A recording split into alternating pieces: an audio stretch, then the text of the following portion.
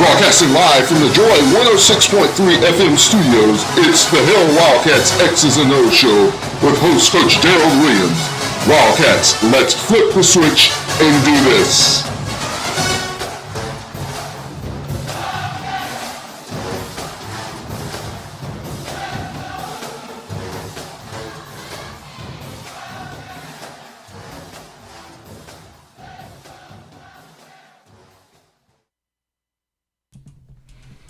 Welcome to another week of the Hill Wildcats X's and O's show. I'm your host, Coach Darold Williams, along with my co-host, Mr. Ralph Smith, Mr. Larry Wesley, and the Diesel Man, CC Cruse. Ralph, how was your week, sir? Good week, Daryl. I'm anticipating Saturday, and I realize it's going to be an early start, and hopefully our team gets an early start as well. Definitely so. Definitely hope they get an early start and can jump out on those Grambling Tigers there. Mr. Wesley, the professor, how are you this week, sir? Pretty good, Daryl. Looking forward to some SWAC football. I think this is a critical game for both these ball clubs, especially for the Wildcats. And chance to get us into SWAC play. And looking forward to the opportunity against an upstarted group of Grambling Tigers. So it should be a delightful day out at the stadium. Definitely so. Definitely looking forward. 2 p.m. kickoff on this Saturday. 2 p.m. Eastern Standard Time kickoff at Municipal Stadium, Daytona Stadium this weekend. CC. Excited about the game coming up this weekend. You know, just to be in the atmosphere with our Cookman family and pushing our Wildcats on to a victory. So good to see you, CC. Went to practice today, gave a little life at practice, got to talk to Coach Sims a little bit, put us down, down the other guys you see sitting here. But it was okay. Yeah, we're glad to have you here. Well, that's good. How are you today, Ralph? Great. Okay. All right. Glad to be your friend. I'm glad to be your friend as well. Miss Emma, say hello to my favorite Wildcats. My favorite Wildcats. Hey, Miss Emma, I know you're talking about me. It's good to laugh. It's been a crazy week, and glad to be here with you guys on tonight. So let's get right into it. Let's go to our SWAC week recap, if that's all right with you, Mr. Cruse. It is. Okay, let's go. First up, Arkansas Pine Bluff at Oklahoma State. That game was 63-7 contest the other day. Then Grambling at Jackson State. Jackson State 66, Grambling 24. We know, as we said earlier, we welcome the Tigers into Daytona Stadium on this Saturday at 2 p.m.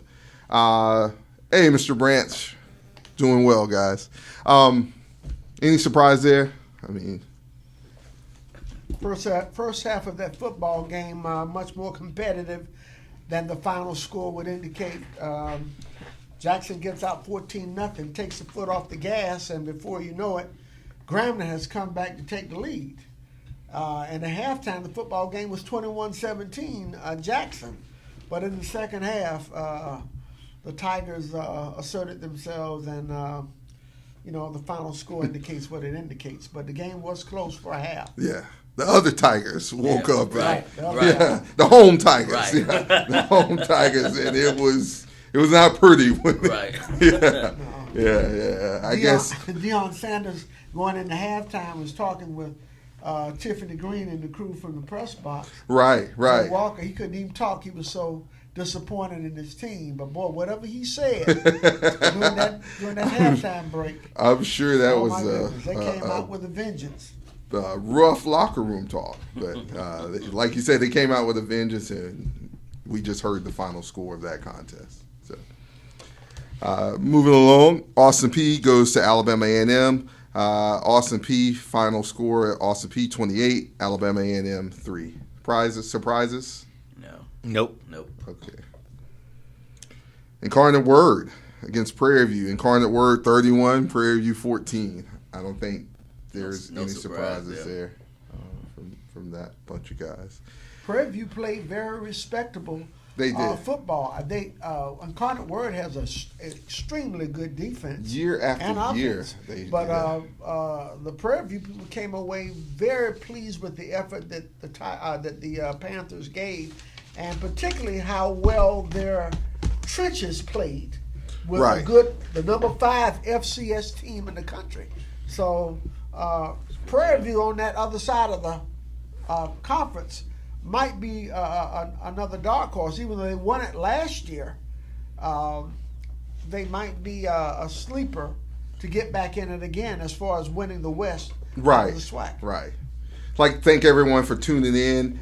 Just to recap real quick, the kickoff is at 2 p.m. on Saturday at Daytona Stadium. 2 p.m.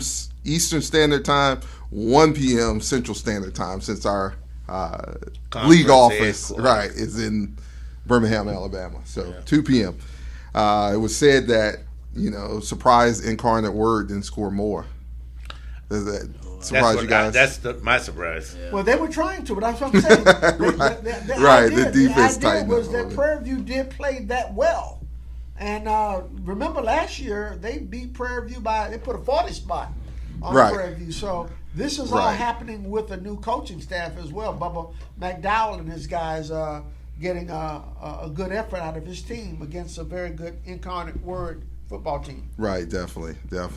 Alcorn State goes to McNeese. Alcorn State wins that contest. Alcorn State 30, McNeese 19. Now, that was a surprise, simply because it's never been a SWAC team to beat McNeese State, and a SWAC team plays McNeese State every year. Definitely. So I don't know if Alcorn is that good, or is McNeese having a down year. Probably a combination of both, but McNeese, usually one of the better teams in that conference. Yes. Has a goose egg on the side of the win column. And, Right. And they're never this down, Right. Right. So you got to not take anything away from Alcorn, but this is not a traditional McNeese team. Then the surprise of the weekend.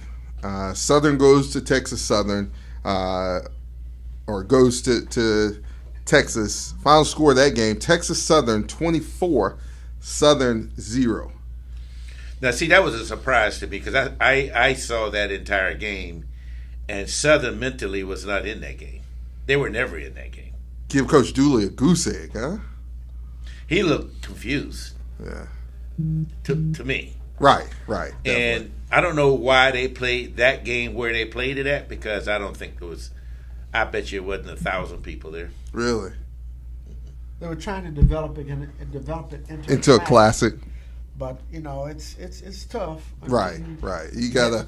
You really got to work to get that fan base up, and this is the second year in a row that Texas Southern has beaten Southern, yeah. Right. So 2 years in a row, but give TSU credit because they dominated that football game, Yes. and it seems like the Southern fans are having issues with who the starting quarterback is. They would like to see a quarterback change. That's nothing new. Tell them to come to Daytona. Yeah, okay. Around the league, huh? That issue seems to be familiar. That's around the country. Everybody loves the backup. Okay, he's the best person on the team because he hadn't really played. Right. But considering what Southern was supposed to have going into Right. the season, Yeah. It's a big surprise. It's definitely a downer right now on the Bayou, and no question about that, on the Bluff and Baton Rouge. Definitely. Well, guys, that'll take us into our Pro First Sports Management SWAC week schedule and rankings. First up, you have the Grambling Tigers coming into Daytona Beach, and we'll cover that a little later. 2 p.m. kickoff at Daytona Stadium here down the road. Next up, Mississippi Valley at Jackson State. That's a 2 p.m. kickoff. Texas Southern at UTSA. That's a 3:30 p.m. kickoff. You guys give Texas Southern a chance there? No. Okay. No, not against you. Yes, No. no, no chance. This is an honest, no holds barred show, isn't it? Well, we just watched. Being honest, we just watched UTSA almost take Texas out. Right. University of Texas. And We then know they- what So now you going to sit Texas Southern up there? Yeah, but we know what Texas almost did to Alabama. Yeah, Alabama. So, Definitely. no, I don't, yeah. that's not a betting man's line right there. Somebody might bet their diesel on it, bro. We won't see him for the next show. All right. Alabama A&M goes into Florida A&M. That's a 6 p.m. kickoff at Bragg Memorial. I like Alabama A&M in this game.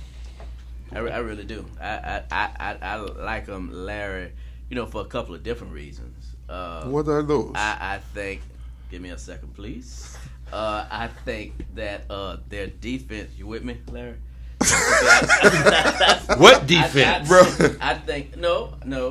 I think their defense will rise to occasion in this game because, the coaching staff is very close with each other. And I think that defense is really going to make a change now. I'm expecting a close game. I'm definitely not expecting a blowout. So when you say you're expecting a close game, you talking about a touchdown or a field goal? No. I'm talking. I don't want to give a score, but I'm not asking you to give a score. I'm just talking maybe. I'm saying the difference between the score is it going to be a touchdown or a field goal? 2 touchdowns. Now who's to who advantage? Well, that just depends. We gonna Oh, so you we gonna move on. Oh, okay. He's a sliding we scale. gonna- dude. we gonna move Let me on. give a real quick thing. Coach Sims, don't ever say anything else to this guy right here to my right. Please don't. He thinks he's all world now, and Coach Sam's my buddy, man. So let's not do that. And Miss Emma too, right? And Miss Emma too, especially Miss Emma. Hello, Miss Especially Emma. Miss Emma. Especially Miss Emma. Miss Emma wanted to know why you didn't show up Sunday. Uh, Moving right along. So next up, we have Prairie View A&M at Alabama State, 6 p.m. kickoff. That's going to be an interesting game. Very interesting game. That's going to be a very interesting Very interesting game. Yeah, that's considered the marquee game of the weekend, really. Yeah, that's going to be a very It is. Those are interesting two game. fairly even football teams, and so be very interested in getting that score Yeah. from that standpoint. Arkansas Pine Bluff goes to Alcorn State. That's a 7 p.m. kickoff in Lorman, Mississippi. Any takers on that? I didn't think so. That'll take us into our FCS computer rankings. Coming in at number 9, they were previously number 10, Jackson State. Coming in at 27 is Florida A&M. They were previously 23. Alabama State comes in at 60. They were previously 67. Alcorn State comes in at 66. They were previously 95. Prairie View A&M comes in at 77. They were previously 82. Alabama A&M comes in at 80, previously 70. Arkansas Pine Bluff comes in at 83. They were previously 114. Grambling State comes in at 87. They were previously 85. And our Wildcats, week off, comes in at 99. We were previously 98. Southern comes in at 101. They were previously 84. And Texas Southern comes in at 116, previously 127. And to round it out, Mississippi Valley State comes in at 122. They were 122. As far as our SWAC football rankings, Jackson State comes in 1-0 in the conference, 3-0 overall. That should be It should be 2-0. 2-0. Yeah, definitely.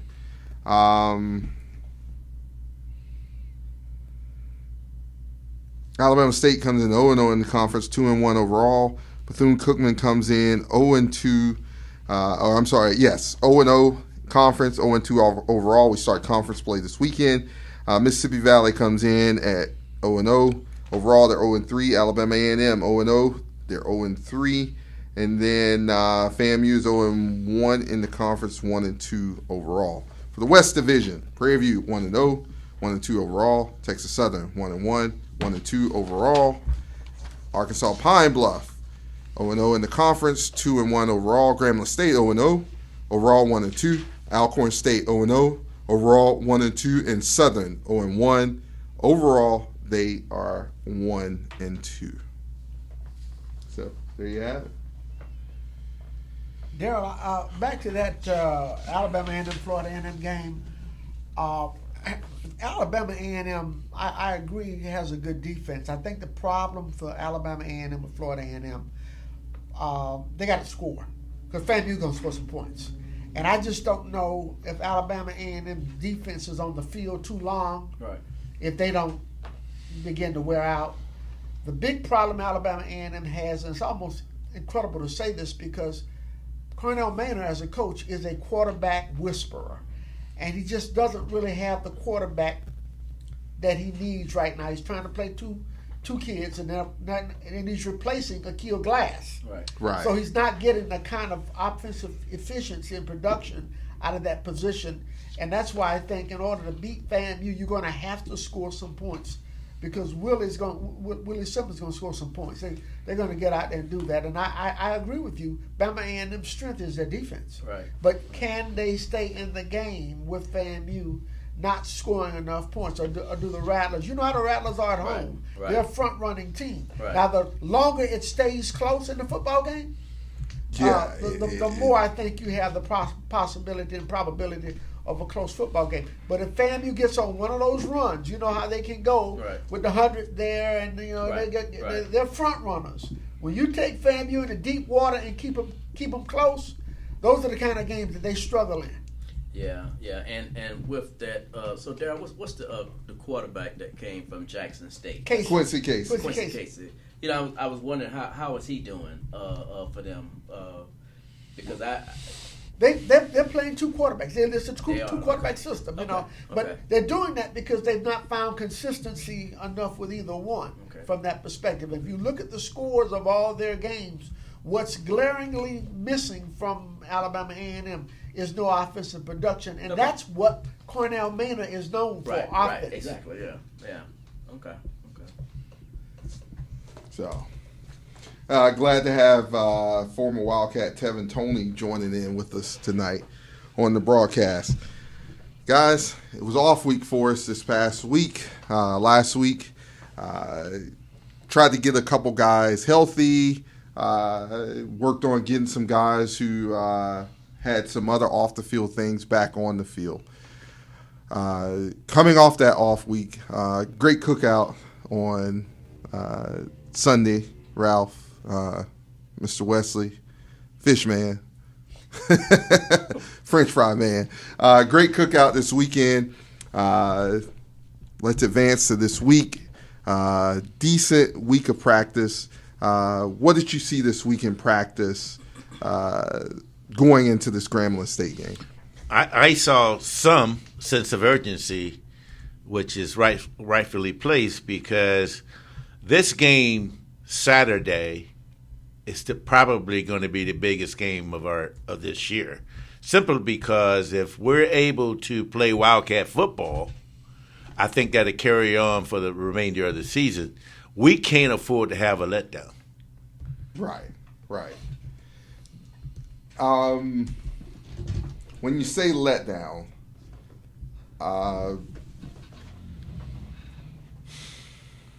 what needs to happen? We need to be paying attention to detail. We need to understand what we're trying to do and what we have to do, and we need to keep our minds on the game and the task at hand. We're going into conference play. Did you see anything different? And we're not getting all the way into the game plan, but as of yet. But did you see anything different in practice as far as game planning that you probably haven't seen in the last two games because you're going to conference? We spent a lot more time with special teams. I think the preparation is proper, and I would be disappointed if we don't play better than we played 2 weeks ago. Is it because we're going in conference play, or do you think because now we have two games under our belt? Well, I think going into conference play has a lot to do with it. I don't really count the Miami game as far as I'm concerned, that the South Carolina State game, that was a really, for us, has been for years a rivalry game. Right. And they showed up and we didn't. Definitely. So I think that South Carolina State game, I think that opened a lot of eyes for us. A lot of plays that were lost on the offensive side and defensive side. But I will say today, I felt good about what I saw at practice. I really did, and that's encouraging. I'm expecting to see a different offense and defense actually coming Saturday. Mr. Wesley? This whole season, you have to go back and look at the schedule. I personally feel we have played 2 of the 3 toughest games of the season first. Okay. After Miami for what and who they are, South Carolina State, the defending national champion, right, physical football team, and very physical. And I would put Jackson State certainly as the 3rd toughest game, and then a rivalry game being Florida A&M. I say that to say scheduling is a big part of how football success sometimes evolves, and so this will be the first time I think we'll get a good glimpse at where we are as a football team. What I'm going to particularly watch in this football game more than anything else will be the line play on both sides of football. Defensive line as well as our offensive line. We talked about the stats last week against South Carolina State being pretty even as the team went as far as time of possession, yards gained, etc. What decided the game was turnovers and inability to be efficient in the red zone. I think the same thing will come into play in this game. But this will be the first true test that the Wildcats will have both in the conference and with a team comparable to where we are from that perspective. And I think a lot is riding on this because it's these kind of games that can turn your season toward the positive or the negative real quick. Yep. Because you're dealing with today's athletes are a little bit different. I'm not knocking them, but there's a lot more psychological warfare that goes into the game than years ago when people didn't talk too much about psychology and those kind of things. But today, the way football is played and all of the nuances of the game, it's still an execution, blocking, and tackling game. But the softer side of the game that you have to kind of contend with, the competition. Are you going to get out there and compete? Years ago, people didn't talk about football teams quitting. Today, you see a lot of teams that quit. And we got to be honest about that. So it'll be interesting to watch where we are as a team. This is the first real test, and I'm going to really watch this game extremely closely because I think the 2 teams are fairly evenly matched. Very much so, evenly matched. And, granted on Gramblin's side of the street, new coach, Hugh Jackson, and what he brings, the NFL flavor, we'll call it, versus some seasoned guys on our side. And, it'll be an interesting game. It'll be an interesting game. As Ralph said, I saw some wrinkles in practice, some things that we haven't seen. And, I know some questions have we been vanilla? Have we not done some things against the other 2 teams and not to say they didn't matter, but, Well, you're going to get the same blueprint from the Grambling defense that you got from South Carolina State, right? As far as the pressure. Yes. Now, the athletes may be different, but the pressure package scheme is going to be the same because Coach Thornton is a very aggressive defensive coach for Grambling, formerly defensive coordinator for Alcorn State, and a very good football coach, no doubt about it. So, a lot of teams don't change a whole lot. I would be surprised if Grambling doesn't try to run at Bethune-Cookman because of the success that Miami and South Carolina State had running the football. And hopefully we'll have some, a missing piece or 2 or 3 on that defensive side. And then the offensive side, I think we'll see a lot of the same stuff as starters that we saw. But we definitely have to protect the edge. You got to block that edge, And we also have to do something we've not shown yet this year. We've got to diffuse the pressure by screening and draw. Right. We've got to do definitely. something to counter that. If we don't do that, then we're playing into their hand. If we don't do that, we're going to be looking at a lot of 2nd and 14. Behind the 18, sticks, man. And you can't get that way. It's so important to stay on schedule in this kind of game. Definitely. So important. Definitely. Guys, that'll take us into, and we'll get back to that during our Alpha 1 staff and BCU versus GSU game plan. Grambling State Scout Report. We saw them play on this past weekend against Jackson State. As we said early on, that game was close, and you didn't know which way it would go. And then the doors blew open. In the heat, which they'll be facing the same thing when they come down here, and we know it's hot in Louisiana. But what do you expect to see out of Grambling? I watched 2 games that Grambling has played, and one in particular was the game they played against Northwestern. And the first half, they looked awful. Okay. And Northwestern State, I thought, was going to run away with that game. And then Grambling turned it on and beat them, I think, 42-27 or something like that. And then last week, Grambling played exceptionally good the first half against Jackson State. And then, like the second half, they gave out of gas. Right. I'm not sure, but it seems like to me that they are basically right now haven't put it all together. Very similar to us.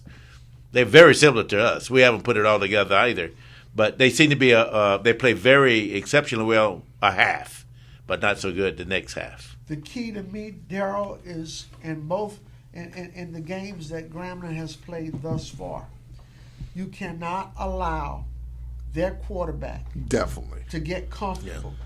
He does not react to pressure really well. Right. Jackson State, the second half of that game, blitzed him, and he got rid of that football and was throwing it to me, you, CC, right? Anybody who had their hands up. So if you let him get comfortable, and Coach Sims shared something with me, the young man had really committed to come to Bethune Cookman. We recruited Right, he him, did. and when he saw that Jalen was coming here, he opted to go to Grambling. Didn't know that. That's a fact. I talked with Coach Sims earlier this week about that. But the young man, he can make plays if you let him get Right. comfortable. So we're going to have to send some blitzes. We're going to have to do something to create pressure in his face. He's elusive. He can move around, but you got to what most quarterbacks cannot stand is pressure up the boy. middle. Them pipes, boy. Absolutely. So we Them have pipes to, want to burst. Yeah, we have to be very, very, very aggressive with him and not let him get in a comfort zone, because if he gets in a comfort zone, you could see what he did to Northwestern State Right. happening to us on Saturday. And also, Larry, let's also mention that running back that they have. Walker. Yeah, and Walker is a very, very good running back. Tremendous. And he bust up that middle, Yeah. a couple of times. So I do have big concerns from that standpoint, because this guy really has some wheels. Well, they're going to run the football. Like I said earlier. Yeah. Would you not run the football? Oh, if yeah. you saw Oh, any, yeah. If Oh, you yeah. saw any tape of the first 2 games Oh of yeah, Bethune-Cookman, that's exactly what I'm gonna do. I'll start off there first. Right. So, So I'm hoping that again, we saw some pieces in practice on defense that I hope that's going to help, sew up that middle. well, when you're dealing with a great running back, one of the things that most defensive-minded coaches will say, you have to be sound with gap integrity.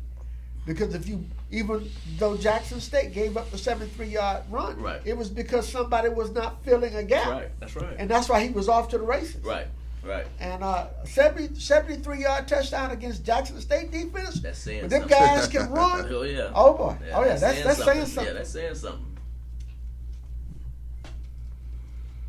So, what would Grambling have to do? We're going to play a little devil's advocate here. Give me Grambling's game plan. And then after our commercial break, we'll go to the good guys' game plan. So, give me Grambling's game plan from start to finish. So I'm gonna piggyback off of Larry said. I mean, you hand off the ball, and you just keep pounding it until you stop it. And once you decide you wanna try to stop it, then we're going in the air. I mean, it's just simple. I mean, if you look at these past 2 games, that's what you do. You just keep pounding. Grambling wants to play the game, if not running it, they want to play it in space. They've got great speed Right. on the outside and in slots. So look, if the pressure comes from us, look for them to do a lot of quick check downs and dump offs to get their playmakers in space. Okay. To try to bust long runs that way. Right. So we're going to have to be really dialed in defensively, and you got to trust your eyes in terms of what you see, because they have home run hitters. If they get somebody free, they can take it to the house. Much better speed, I believe, than South Carolina State has in their skill people. Right, definitely. You change the size for burners. Exactly. They have some jackrabbits, okay? Right. So you let them get out the gate, and it's going to be hard to corral Oh, them. Nelly. Yes, no doubt about it. As they say, Katie bought a dope. That's it. Ralph? I saw a lot of things what they were working on this week, and I think they're aware of what they got to do.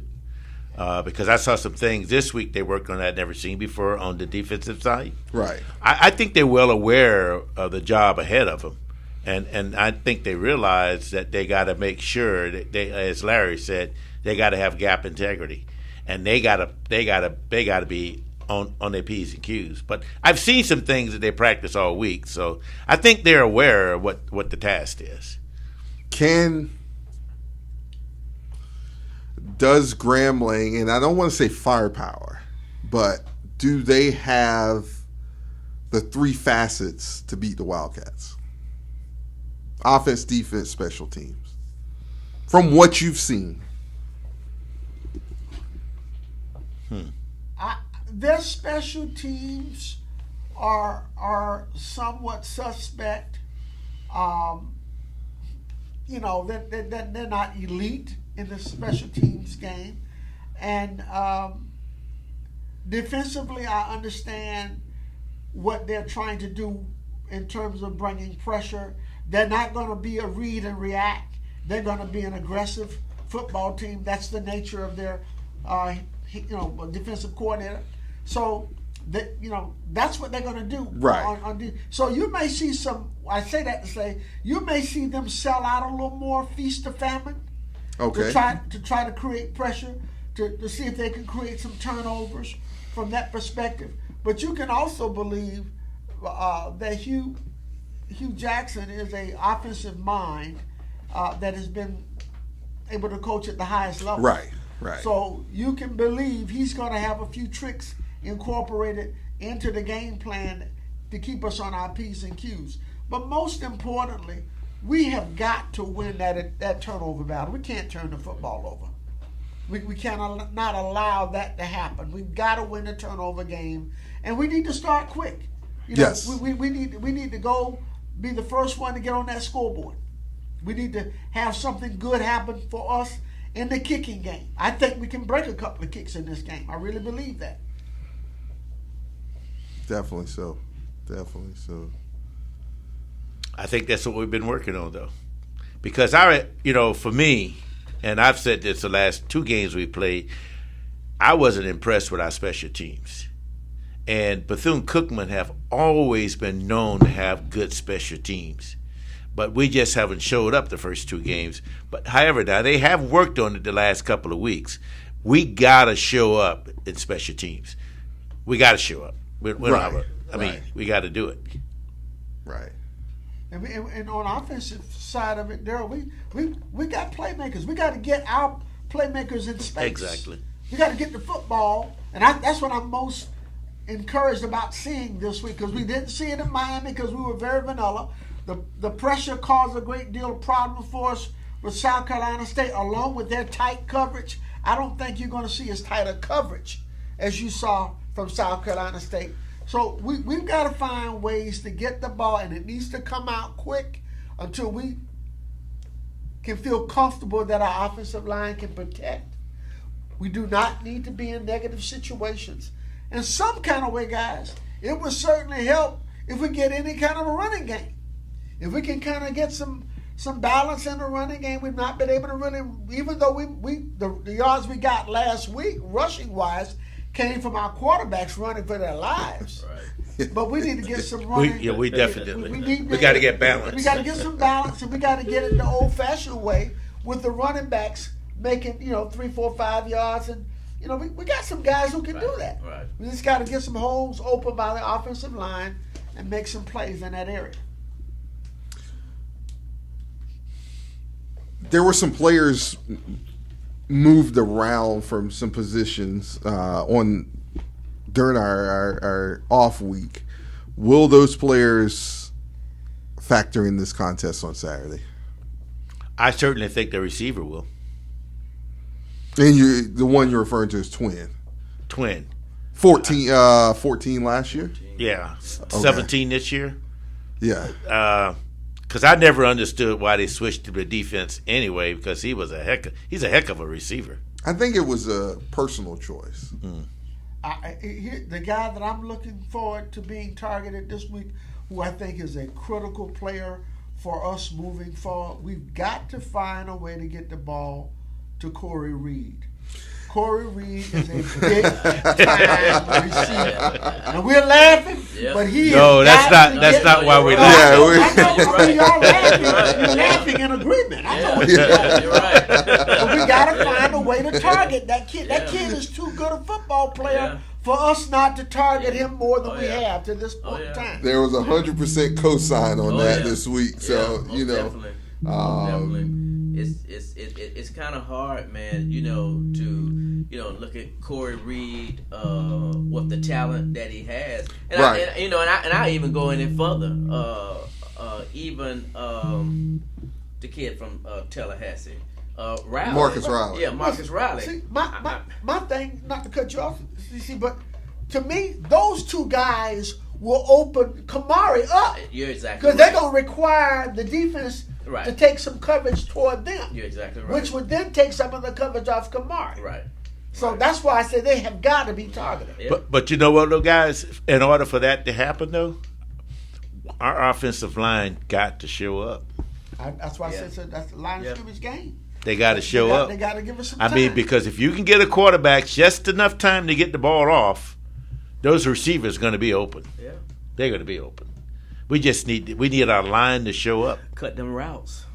When I saw Gramblin's secondary play, particularly against Jackson, I don't think they can play man with us with our man-beating routes, the crossing routes. Right. Because we got a lot of speed. We just got to get time to get the ball to those guys. Right. Now, the routes don't have to be long routes. Right. They can be yak routes, right. Yards after catch. Right. Because Marcus Riley catching the football, you saw what he did against Miami on 3rd and 23. Right. He has that kind of ability. And Corey Reed is the same kind of kid. We got playmakers, but can we get the football to them, in the right spaces for them to do some damage? When we come back from our commercial break, we'll discuss more BCU versus Grambling State football.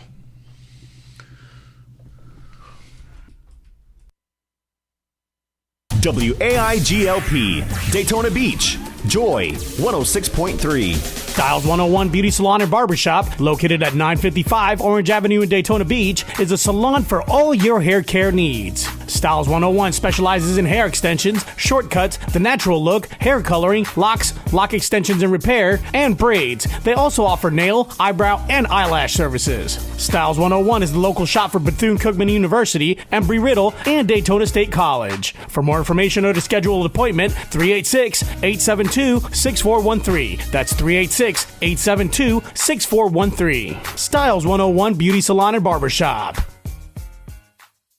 Calling all moms and dads. Join the African American Entrepreneurs Association Saturday, October 1st to celebrate the AAEA Family Fest. Free admission to bounce houses, vendors, food trucks, and games. The AAEA is hosting fun for the entire family. Stay for the movie night in the outfield at the historical Jackie Robinson Ballpark to watch 42, the Jackie Robinson story, starting at 7 p.m. That's right, free admission all day. This event is sponsored by the Daytona Tortugas, Bounce USA of Daytona, Truist, Career Source Volusia Flagler, and South State. Visit AAEAFamilyFest.com for more information. That's AAEAFamilyFest.com. This is a day you won't want to miss. Tune in to Daytona Beach Radio with your host, the Reverend Dr. L. Ronald Durham. This is the city's most exciting news and information program here on Joy 106.3 every Wednesday beginning at 12 noon. Don't miss it. You're back live here on the Hill Wildcats X's and O's show. We're talking Bethune Cookman football versus Grambling State. We're talking the Alpha One staffing game plan. Alpha One Staffing, your number one staffing business search firm. Go and check them out, alphaonestaffing.com. Ralph, I see Mr. Allridge said here, what about Akeem Hayes? How do we get him in the game plan? We're working on it. Oh, man. We're working on getting them dressed out first. Exactly. Yeah, unfortunately, well, it's not unfortunate, but Akeem is working on some things with his transferring into Bethune-Cookman, so it's going to hold him out on this week, but we hope to have him here against Alabama A&M. Quite a few guys we're working on getting them back. I've heard the inklings of Rosendo Lewis being back this week, so hopefully that's going to be huge. in all kind of ways, right? In all kinds of ways. In all facets of ways. Not to go back, but I think having him against South Carolina State would have been a big plus for us. Fortunately, we did. Everybody doesn't know this is a big special linebacker that can really, really play. Thumper. Yeah. Thumper. Yeah. I mean, And he has not played the first two games. No. a big time leader. You know, so he will be playing practice, Saturday, and I think that's going to help us out on defense. As far as we know. Yeah. Okay, don't start that. Am I wrong, Ralph? Don't do that. It's not me, man. No, but our Wildcats. Okay, we've discussed it a little bit. Now, I'll pose a question to you guys on our side, the good guy side. Let's go first. We'll go each segment. Offense. Go ahead, Larry. Well, I defer to me. Y'all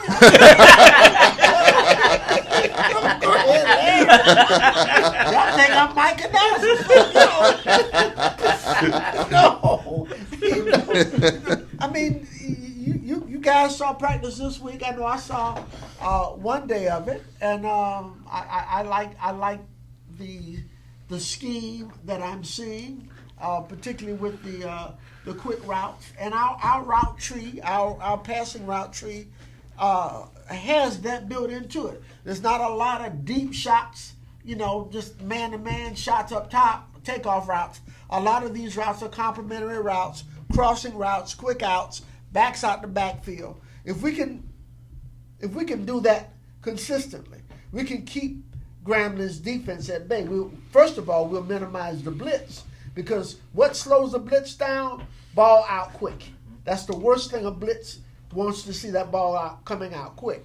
So I like to see the scheme that we've got there. I personally think our receiver room is as deep as it's ever been at Bethune-Cookman. We got some players out there. We got some playmakers, and we don't have just small people. We got people with size and speed that can run away from you and make the real good catches. We've got 2 or 3 receivers that are over 6'3" in height.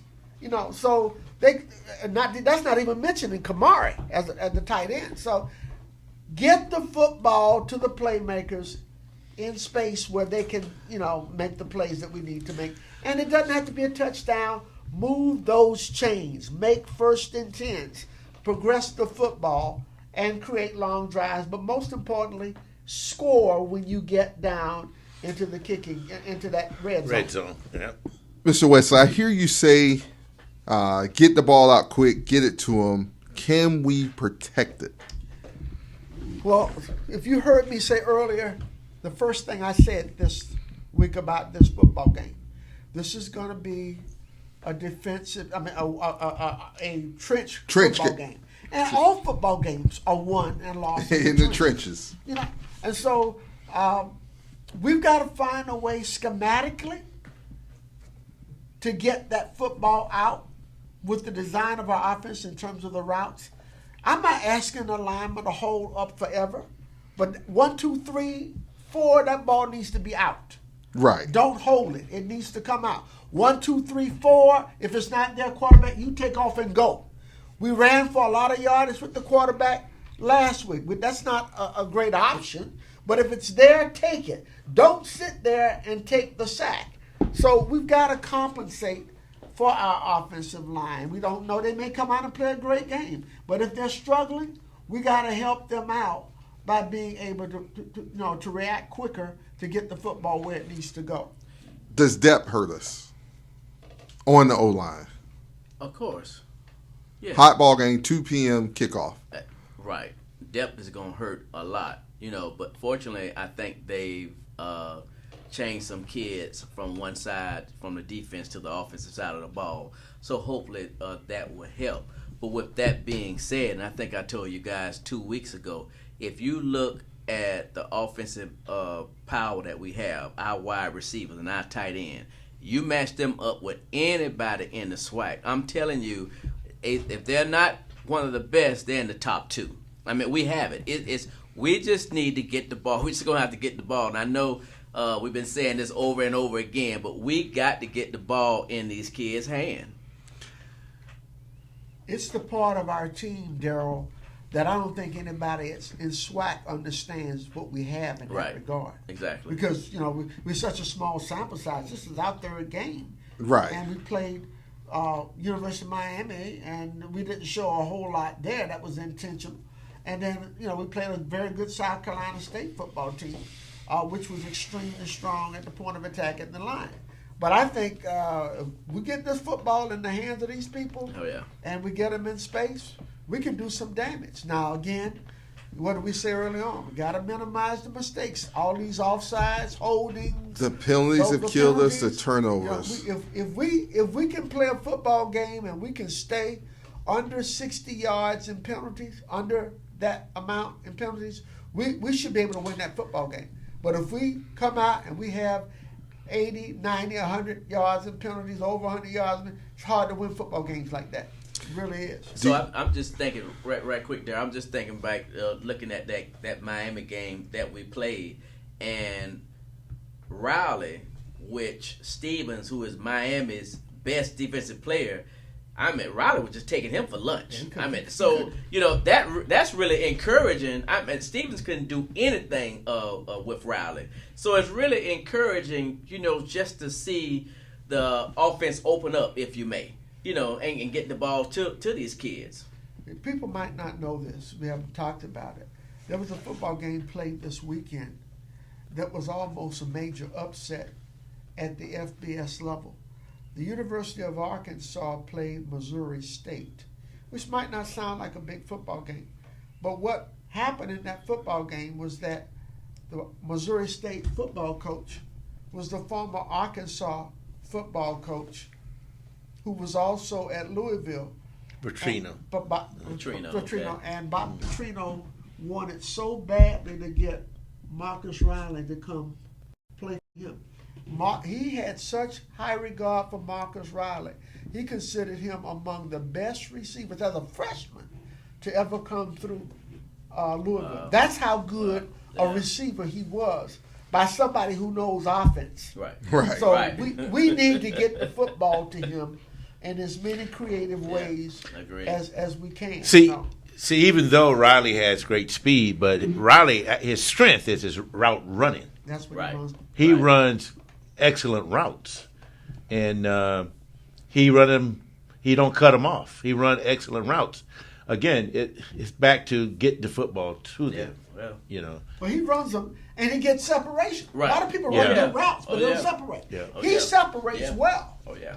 And so that's what really makes him that much more special. right. And then all of us know, he's a quarterback by nature. Exactly. Yeah. So, Yeah. you know, I'm always a big fan of having me a couple of gadget plays in my pocket Right. in case I need to pull them out, because those type of things change the game plan real quickly for teams, particularly if they're bringing pressure. Yeah. I think we're going to see quite a bit of different packages this week as we've seen, hopefully, because we've seen them before and then didn't see them when, the rubber met the road. Right. But I think, it's time there'll be some paychecks earned this weekend between the booth and the sideline. So, yeah, I think so. I think you're right. We did not bring up another issue that hopefully will factor into this. We played last week without our offensive line coach. Yeah, and that's That hurt us. That was a critical loss. That hurt us. And don't know about this week either. I mean, don't know that about hurt this us. week either. Definitely. Even if we could get him to the game in the The press, press box, right. Right. That would be a big plus for us. Yes. But hopefully, he will, be able to be there at the game in some capacity. But I'm like you. We've seen the double tight ends. Right. We've seen a lot of packages and what have you. Now it's time. Yeah, The rubber time, gotta hit the road. Yeah. It's just, whoever sees it now, who you play down the road, it's just, we got to be better than you. More for you to prepare for. Right. Okay? But But there's no need in hiding it. No, anymore now. you can't hide It's it. time- You can't hide it's time to it. pay Yeah. the I think you got to remind them what time this game starts because we're traditionally 4:00 starting. Again, 2 p.m. kickoff. Grambling State versus Bethune Cookman this Saturday, Daytona Stadium, 2 p.m. I've seen some people say 1 p.m. No, it's 1 p.m. Central Standard Time, as that's where our league office is, as I said earlier, in Birmingham. But if you're there at 1, great. If you're there at 1, great. But definitely be there no later than 1:30.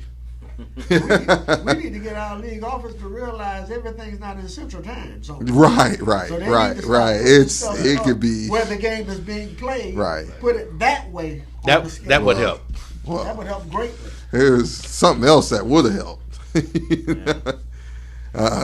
when you stayed in the previous league, but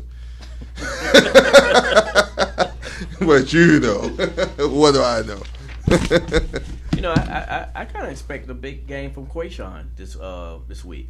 I really do, and again, that also goes with offensive line play. But I think coming out that backfield, he can be a tremendous help. Definitely. I mean, I'll just leave this little tidbit to make sure fans are at the stadium. That will not be. Running backs will probably not be the only things you see in the backfield. And I'll leave it there. That's Right. Yeah. Right. I'll leave it there. Right. But what we really need though, Saturday, we need people in the stands. Definitely. We need support. We need fan support. Definitely. We need people to come out and don't be so quick to give up on the kids and come out and enjoy it and maybe see old friends, but just come out and support the players and the football team.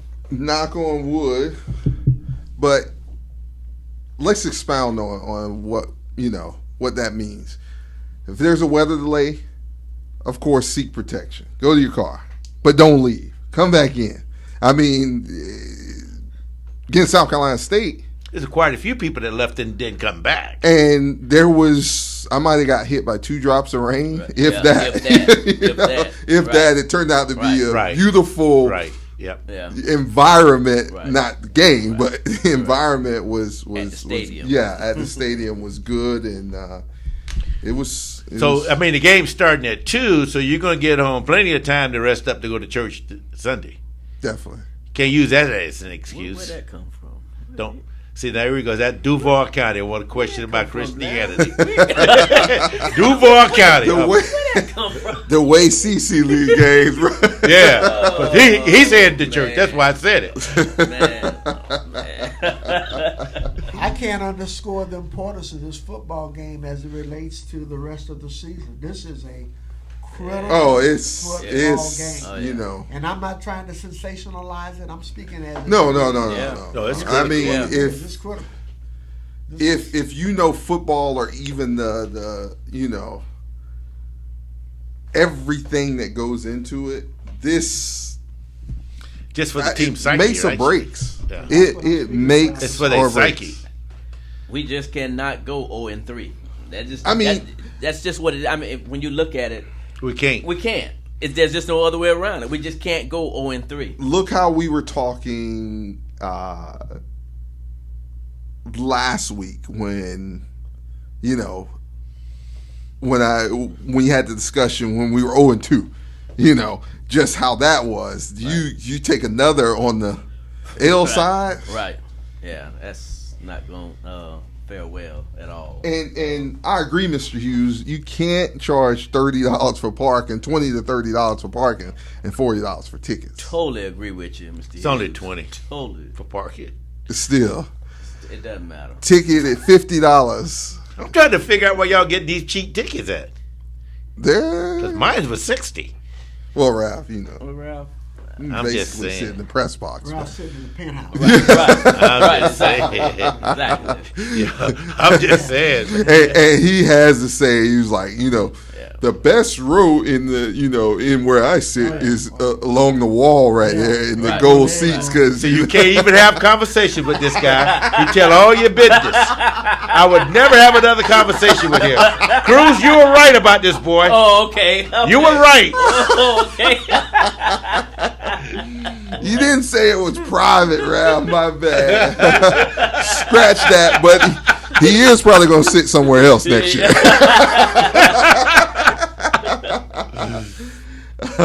There was a question asked: has anyone heard the rumors of Ray Lewis?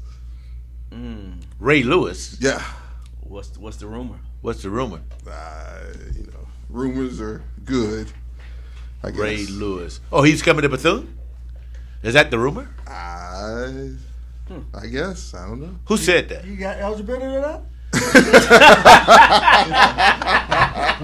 We need a linebacker now. We need another big linebacker. Can he cover the back out of the backfield though? That's the key. That's the key. With these new backs. So, 2 p.m. Saturday, Daytona Stadium. Be there. Wildcats versus Tigers against Grambling State. Ralph, let's talk about real quick before we get to it. Let's talk about Cookout on Sunday. How was that for you? That was fantastic. I thought whoever planned that did an excellent job, and who all participated was greatly appreciated. Definitely. And I think we probably fed about 115, maybe 120 people. Yes, sir. Yeah. Huge shout out to Alpha One Staffing, Mr. Linwood Carter, for your donations. And as Ralph said, everyone who jumped in to help, Mr. Bruce McFadden, of course, everyone sitting here rolled up their sleeves to help. Emma and her crew. Yes, Miss Emma Price and her crew for running the inside, Mr. and Miss Graves, just everyone. It was a great experience, as we try to do every year. And Mr. Presley for supervising? Yes, Mr. Fox Presley. Huge shout out to Mr. Fox Presley. And big shout out to the guy who was cooking French fries, and not to forget the guy who was cooking fish. So, yeah.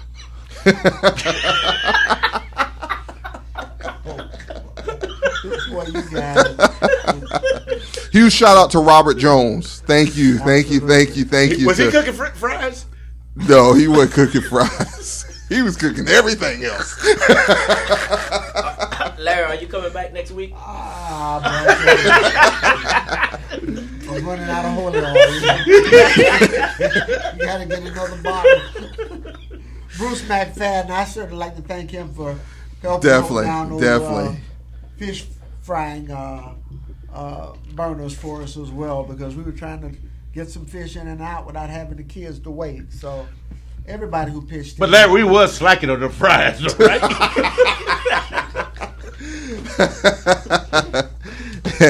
Hey, Bruce, if you ever want to come on the show, we'll gladly accept you on the show, and one other person can be an alternate. No, but thank you to everyone who participated. As we said, we're going to do all we can to make it a yearly event to help our guys out, especially during the off week. So, especially during the off week, we want to continue that tradition, all in fun and love and legally. For the love of Cookman. For the love of Cookman. For the love of Cookman. So, guys, 2 p.m. kickoff, Daytona Stadium. What time are you going to be here, CC? Oh, I'll be here probably around 11 o'clock. I'm hoping I'll meet Larry. We'll get some breakfast or something. The key was that's what time he's going to leave.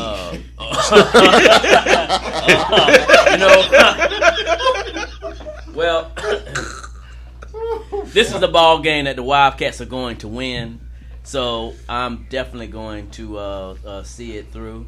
If Al Walker calls in tonight and asks you for a score, please just, Al, call in, man. You going to ESPN if the score call don't. in. Yeah, well, I mean, like I said, me and Larry are really negotiating with ESPN now, so we'll see how things go. So you guys going in as a package deal. Package deal. They don't want me by myself. Larry, you gonna be able to carry all that weight? They don't. It's a lot of weight, boy. Ralph, they said that they wanted the 2 frat brothers, so me and Larry. But I don't think Larry back is that strong. The main thing that in fans, this is all fun and we go like this, but it's serious come Saturday. So,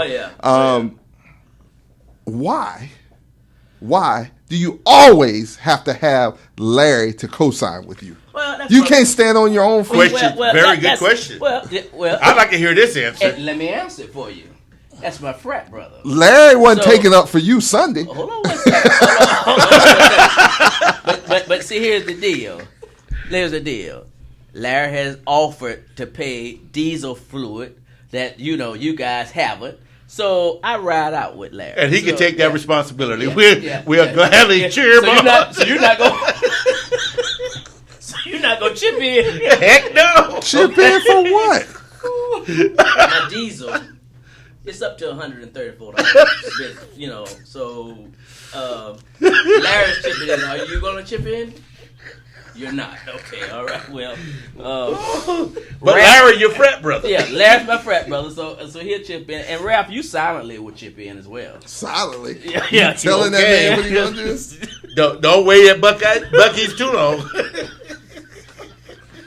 How's the weather scheduled for Saturday? Shepard was a pretty good weekend. It really is. I think rain-wise, if we do get any, it will be later in the day from that standpoint. So the 2 o'clock window puts us in a situation where we'll get the game started and we should get it finished. Realistically. Got one band on the field this week. Right. Is not bringing their band. Right. From that standpoint. One of the areas I didn't get a chance to see practice today or yesterday. Where are we quarterback wise? I think we'll have 2. Okay.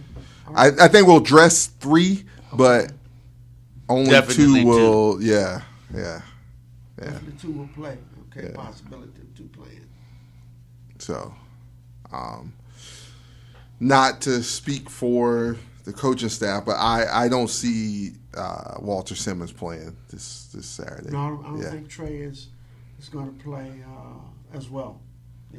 He's nursing a shoulder injury, and that actually just had an X-ray this week, so haven't talked with him anymore about it. But Well, he was at practice today with a sling, so He was, yeah.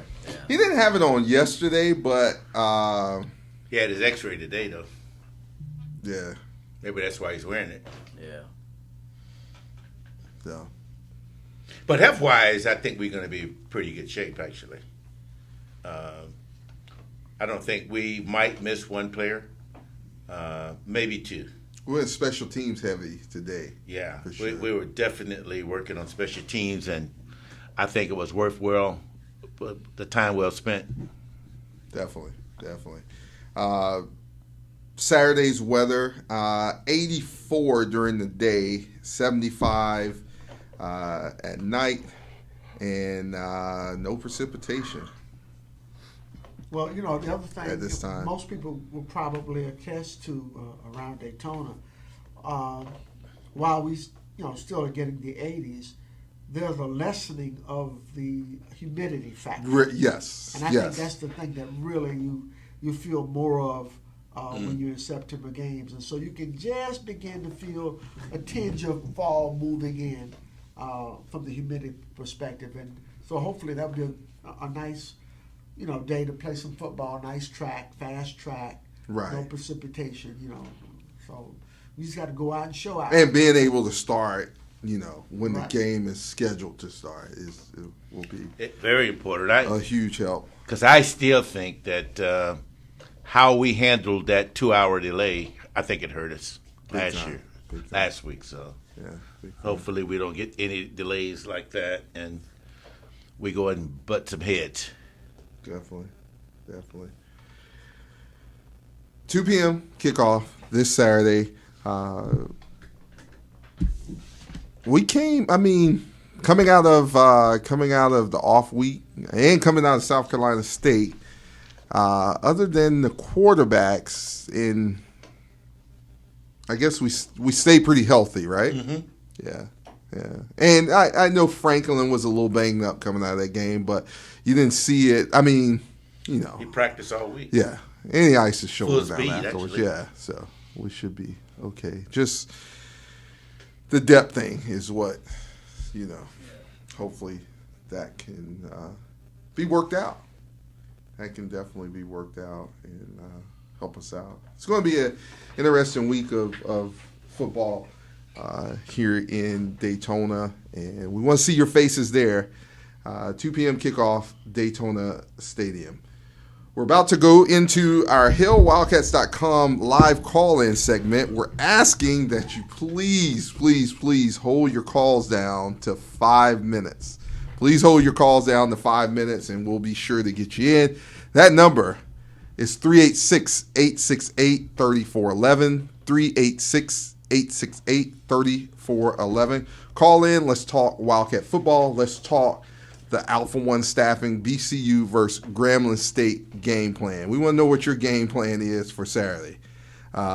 Linwood Carter said he loves Wildcat football. He can't wait to Saturday. And he also asked if you were a Kappa, as he is. Yes, also. sir. Homeboy. Tell Yes, him to bring sir. diesel money. Yes, sir. Hey, he's the only doing the affiliation for diesel money. Yes, sir. You have two frat brothers sitting up here. Oh my God! Here we go. He knew about the other one. He knew about Nobody it. don't know you. Nobody knows you. Oh my God. Everybody knows Larry. Larry, tell him who I am, Larry. He don't even know. Larry. I don't know where they ride you. I don't know, man. I don't know why they ride you. Caller, you're on the Hell Wildcats X's and O's show. Welcome. Good evening, gentlemen. This is Vernon Jackson from Palm Beach. How y'all doing tonight? Good to hear from you, Vernon, for another great Wildcat weekend. How are you? I'm doing fine. I'm just praying that our team is ready to go on Saturday. So, down here in Palm Beach, all eyes be on Bethune Cookman Special as Rattlers when we play and we lose. So hopefully the Wildcat come out and be victorious. I wish we would have Walter Simmons. I love the way he plays a quarterback. He's as well as Jalen, but I'm hoping that maybe if they minimize on those mistakes, I believe we will win it, but they have to minimize on those mistakes. Right, they definitely have to minimize on the mistakes and, no turnovers. No getting behind the chains. The penalties have killed us in the last 2 weeks that we've played football. But if we can minimize those and get on the right track, play as a team, and play like you came to win, I think we'll be victorious. Correct. Classmate, do you feel like giving a prediction, or you want to leave it at bay right now? Well, let me leave it at bay right now. However, classmate, let's leave it at bay right now. Okay, all right, Ralph. Don't attack him now. All right, Mr. Jackson, we'll take care of it. I appreciate that, classmate. All right, sounds good. Hopefully see y'all Saturday. All right, hope to see you Saturday. All right, take care. Hill Wildcats. Hill Wildcats. Mr. Coleman, you're on the Hill Wildcats X's and O's show. Welcome, sir. Hey, what's going on, man? Sorry, I got it right in time, huh? Right in time. Ladies and gentlemen, we have Mr. James Coleman on the line from James. I'll let you explain it. Take it away, sir. Well, we'll call it 40 and 40 holding company. How about that? That's okay, 40-40 holding company.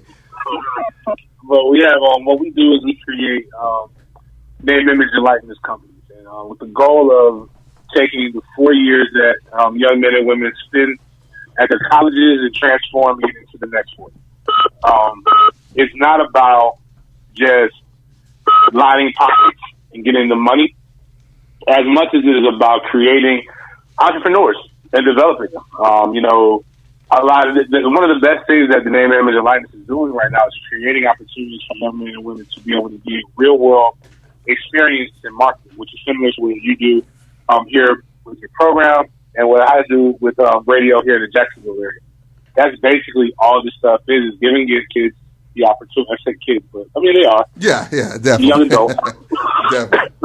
Young adults. I mean, I remember when I was that age, I thought I knew everything, but I still don't know anything. So I've learned that, but you're giving them the opportunity to learn how to leverage what they do on a day-to-day basis. Right now, it's sports, but later on in life, it'll be different things and create money. The easiest way to do it is T-shirts and things like that, but the larger corporations are treating it no different than what people treat with radio and TV advertising. So you have companies that have expensive budgets, they pay money, and they want to connect to these athletes, but they don't know how to outside of your traditional, I'm going to slide in your DMs and hope you believe I'm real. Well, we provide the opportunity to kind of get rid of some of that. Okay, I don't know if this person's trying to skim my information or whatever, or trying to scam me, and just give them a chance. And then on top of that, we develop help them with branding, help them with marketing, getting ideas of what they want to do, to get them with proper brands, and then also education, and how to not necessarily tax prep, because that's not our job to do the taxes, but for them to get an idea of what does it look like if you got a $25,000 tax free? What does it look like if you got $50,000 tax free, $100,000? A lot of people complain about what these athletes are going to do. Instead of complaining, what we did was let's just try to teach them what to do, and then hope for the best. People still may fail. I'm 38, so still relatively young. And a couple of years ago, I started making a lot more money than I had made in a while. You know what I have to face? I'm getting the opportunity to face tax penalties from that, from something not being audited right. So you don't just grow up and not learn it. It's really one of those things where you learn on the go. But what we're here to do is try to ease that process. So, and I like you, Daryl. I know some agents aren't as honorable as others, and take a lot of money. So we're kind of trying to be that liaison. I'm not an agent. We just act as if we just act on behalf of a client. So that's an agent technically, but the reality is it's not. They can sign with whoever they want to, but our job is to develop that. So James, you started your company is 40 for 40. You started the company along with other people. Your first meal was at Florida State, and now. LPA 251 is the name of that one, so I know that's a tough for people to say, but it stands out though. So what is Micanopy, and what was the number? 1851. So 1851. Yes, sir. So you start that at Florida State, but that's not enough. Now, take me into the HBCU world. Well, what happened is, for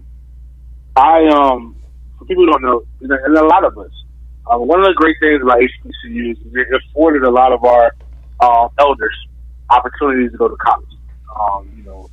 I think HBCUs are great.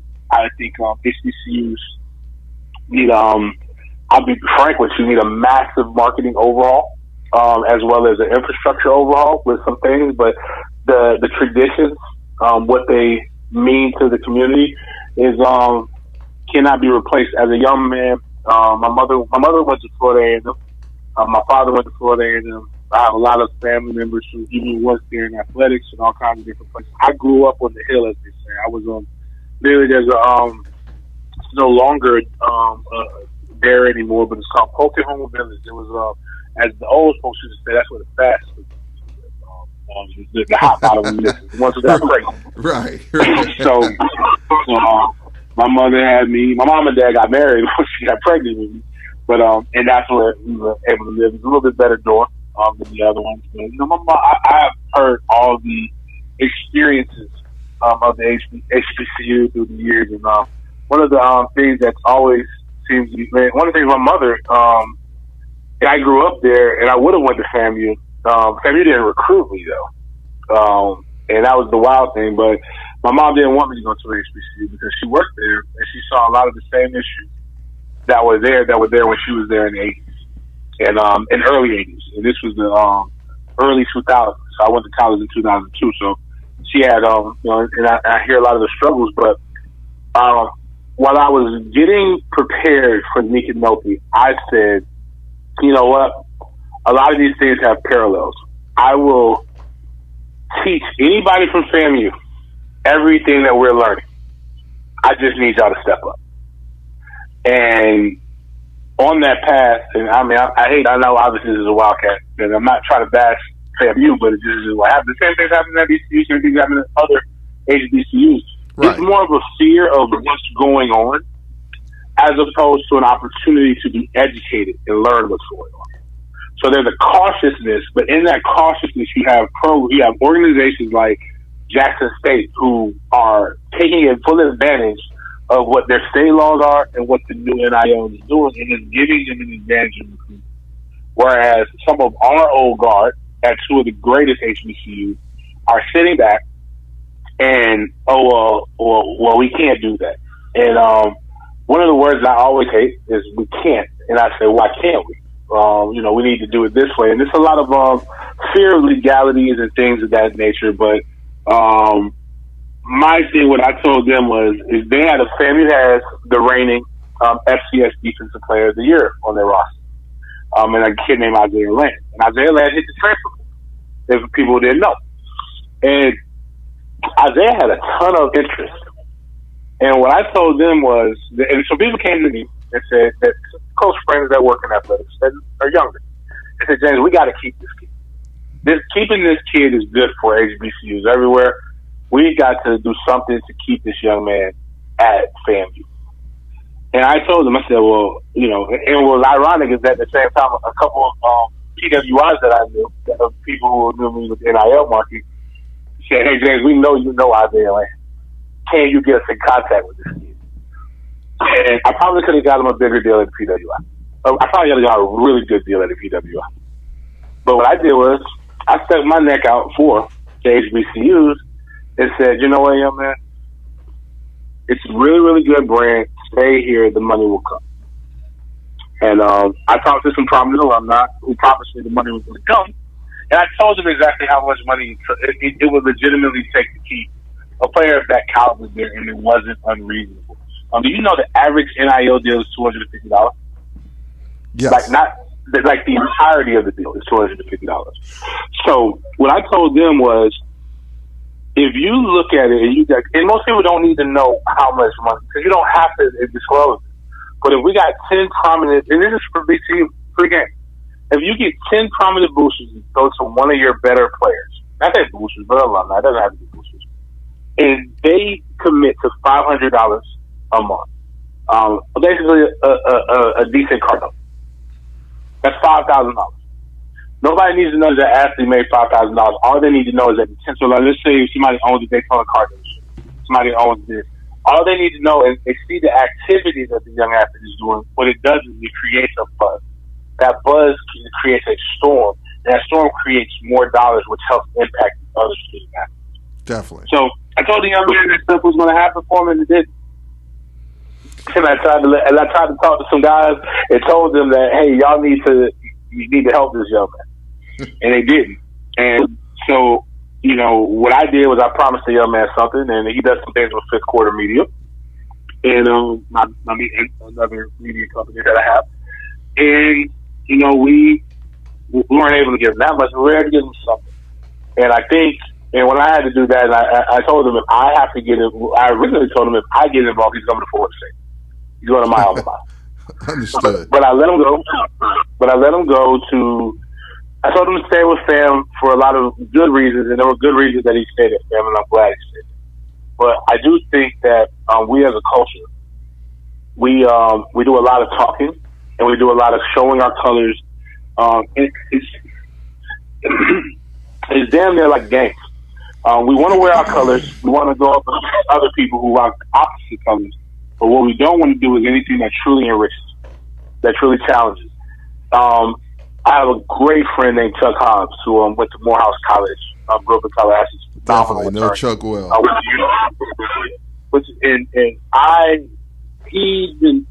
He's like a brother of mine. And I made this comment, and they were like, something happened at a PWI. And anytime this happens, everybody says, this is why our kids need to come home. And I said, why would I send my child to an HBCU? Oh, well, learn the black experience. I'm black. I grew up in the hood. I grew up on an HBCU. I can go drop them off. I can tell them there's a ton of different ways for us to get this quote unquote black experience. Why should I do this? So you can learn about his history, his culture. I learned a lot about history, black history and culture, and African American studies at Florida State. Learned a lot more than I ever learned, that I thought I would learn. Why should I send them to this? And they say all these different things, and I say that's fine. It's to build better programs. They say, why do you take $1 million TV, $1 million ad for every year? Family took 10 of these during my fundamental years against Miami and different schools, and that money never went to infrastructure for the state and for the athletics. That money never went to this. They've made money. They've made tons of this, and not just FAMU, BCU, I'm sure, a lot of these different places. Right. You don't have the infrastructure to handle a Kayvon Thibodeau, who was the number one player in the nation. You don't have the infrastructure for these things, and that doesn't mean that you're not worthy. It just means that you can't build something and say, why don't our best and brightest come here when you don't even treat your university as if the best and brightest should come? PWIs do it personally. Yes, there's a ton of money, but you can do it within the realm and space of what you do have. Jackson State is proving that. It can be done if there's something to be done. And I told Chuck, I said, Chuck, you have done all these years of becoming an attorney. You're very, very good at what you do. You are at the peak of what you do. Would you go back? Why don't you go back and teach law at FAMU for $30,000? He told me, he looked at me like I was crazy. I said, why would you look at me like it's crazy? Why don't you, one of our best and brightest, go back and serve our future?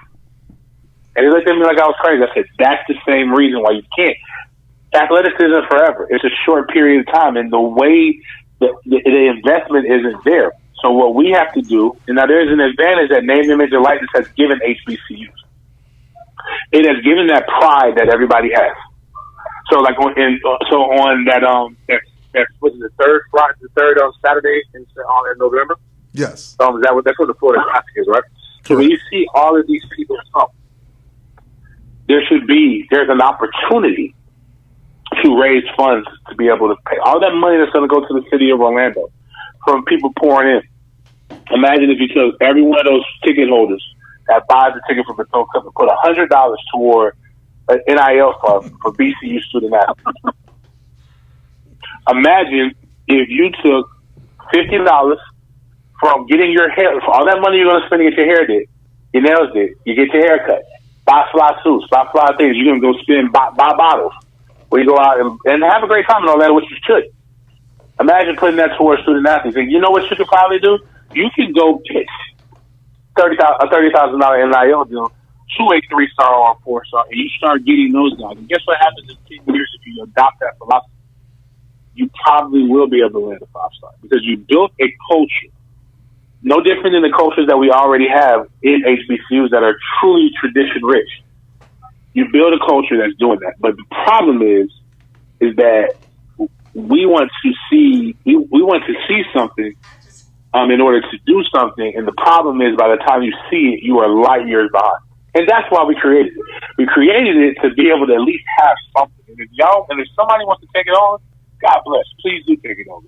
But the problem is that nobody was doing anything in this space for HBCUs. And because a young guy like me who went to a PWI but understands the HBCU experience as a young man who only went to FAMU games, I went to the classes when it was in Tampa. Understood the benefit of it. So I was like, man, I got relationships at FAMU. I have relationships at BCU. I have relationships at Morehouse. I have relationships at Alabama and A&M. And I went to every one of these and said, and proposed an opportunity. And some took it more advantage than others. And we're going to run with it. And when I asked the young men that I talked to, I said, what do you have to lose? Worst case scenario, I don't get you an NIL deal. You don't have any of them right now, do you? Best case scenario, I get Cricket Wireless, which we're close to closing this deal on, and you get a couple $100 in your pocket. So it's one of those things where people aren't doing anything. They have a lot of skepticism, but that skepticism isn't getting them paid. So James, with that being said, James, have you set anything up at FAMU or BCU or trying to? A company, you think? Yes, we have a company. FAMU is oh man. Never forget. Oh, Rattler Strike Force. Strike Force Collective. Rattler Strike Force is for FAMU. And Hell Wildcats Collective. All the collectives that we've built up, we are able to sign athletes. They will be a part of of 2 different databases that they could be in. Possibly a third one will probably be partnered with Barstool here shortly, that they can go and scan and get their own deal. And what the cool thing is, when they go through these deals, it makes it rather effortless for them to be able to log in an account to the NCAA, because that's important. You have to have those things. And with some of these departments, the things that we've heard, obviously we're all very aware of what happened with FAMU before the North Carolina game, with the athletic department being already small and underfunded. This really gives the opportunity to make the paperwork a little bit cleaner. And on top of that, as long as we have the ability to represent a student athlete, we can go negotiate on behalf of local deals and major deals. And the biggest thing is trying to force them to be more engaged in their own opportunities. Right now, it's very difficult for them to do a lot of things in season. So a lot of this stuff is probably going to truly pop off in January, February. Definitely. We're talking Wildcat football. We're talking Neil Deal. Stand by, James, while we get to our next caller. Caller, you're on the Hill Wildcats X's and O's show. Welcome. Yes, this is Horace Jefferson from Palaca, Florida, by way of Lake City. How are you doing this evening? Doing well, Reverend Jefferson. How are you, sir? I'm doing fine. I did not attend the HBCU, so I was always on the outside looking in. But as the young man was just talking there, he stressed the word about tradition. And how can I say this? Since integration, because I'm that old, since integration, the HBCUs, they kind of plummeted a little bit. But I really do believe Dion has really stirred up some things. And that young man was talking about the image likeness, that's what they're calling. Image likeness. Good things are happening now for the HBCUs.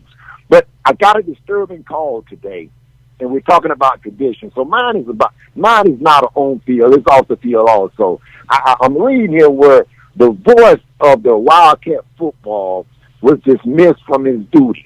And, that disturbed. Now, that young man was talking about tradition.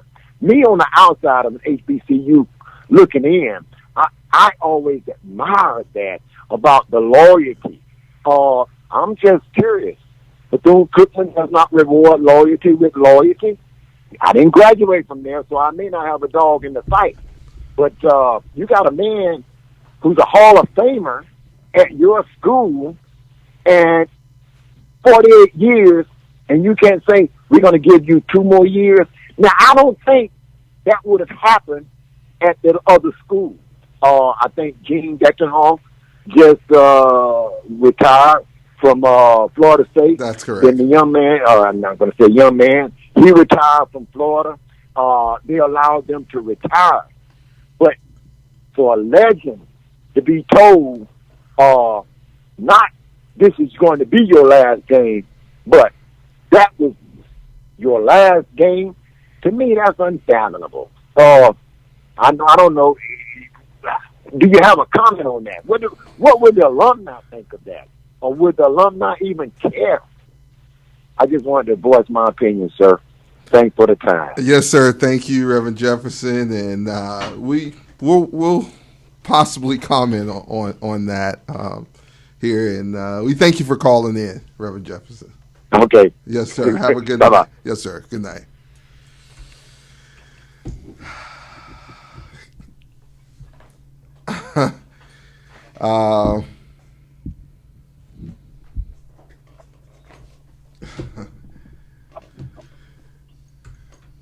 Caller, you're on the Hill Wildcats X's and O's show. Welcome.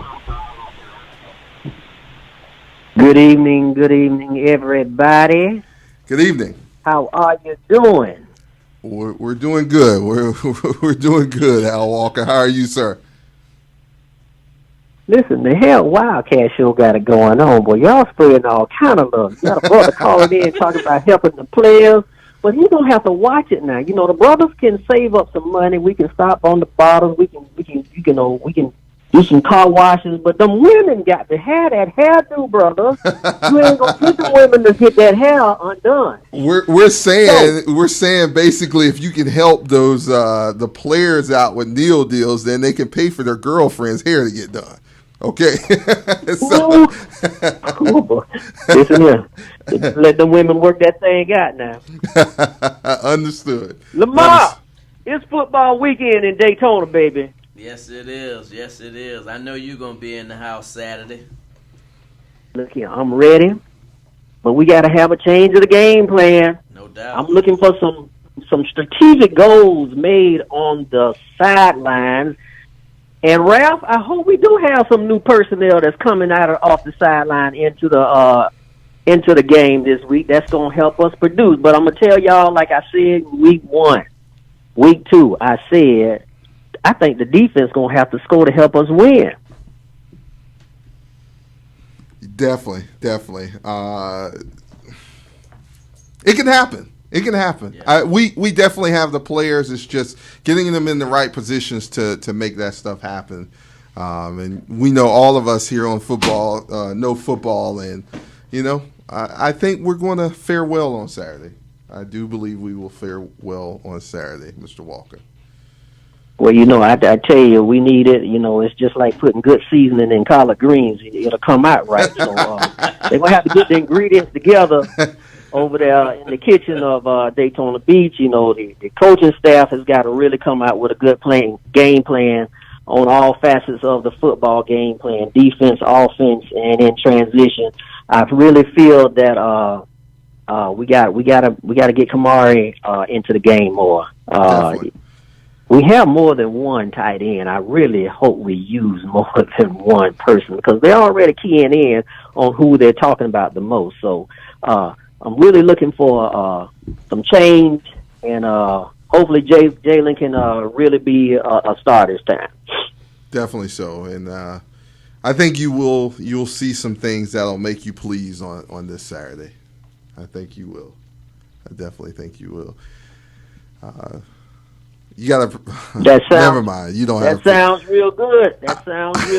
Ralph, I want y'all to leave Lamar I want y'all to leave CC alone. Let me say it like that. All we trying to do is develop the boy. Hey.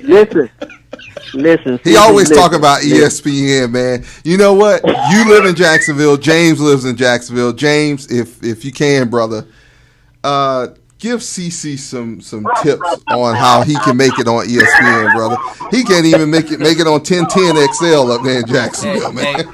Quick foot. Give that man some pointers, bro.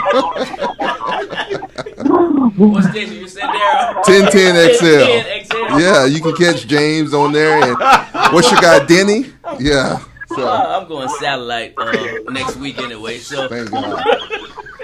I just, some change is good, but change is good if it's done in the proper manner.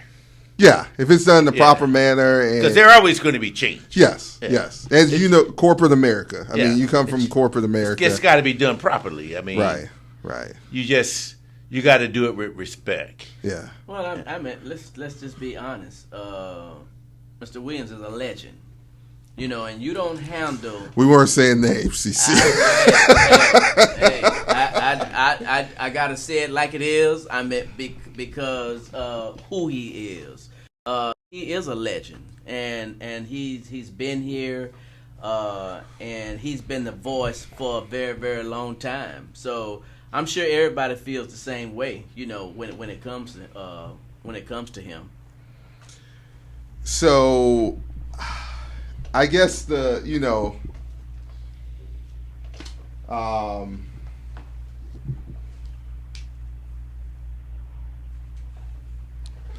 Yeah, if it's done the proper. Daryl, the reaction of the fans at the stadium this coming Saturday, right? Who may very well be unaware of what has transpired or is transpiring here, will be simply shocking when people realize that voice of calm, that voice of distinction, that voice that under whatever circumstances, if a lot of times when you have a microphone, you don't have a script, and a lot of times if you're at a church school, you need a ministerial voice. Right. I don't know where we go to even replace that voice. I'm just being no. Now I hope I gave the analogy the other night that whenever we were broadcasting football games at the Florida Classic. Definitely. Whenever it was Bethune Cookman's home game, we knew the presence of the voice. We knew how the game was going to be called. Right. When FAMU would be the home team, we would have jitterbugs shouting up and down. You didn't know whether you were at the club or whether you were at the football game. Right. And I'm just being honest with right. you. I'm broadcasting from the same position. Right. I mean, you've been in that position. Right, and I know. And I would hear people talk, both FAMU people and Bethune Cookman people talk about the difference between the two home games, home sides with the stadium announcer. So right. Bethune Cookman continues right now to outdo itself in some of the most unusual decisions that I have ever seen in the history of my lifetime with Bethune-Cookman. I don't know. I'm not calling anybody out or anything. But understood. I don't know how you get rid of every vital personnel of infrastructure. Who made it what it is. Who made it what it is.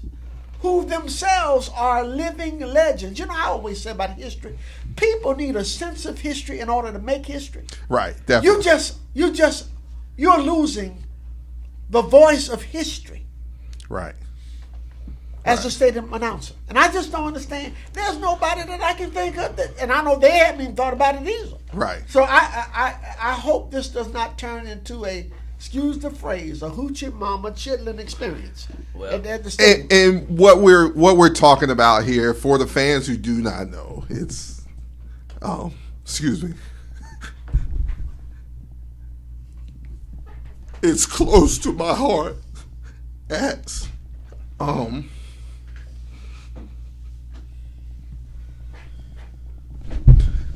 Reverend Isidore Williams is no longer the voice of the Wildcats. And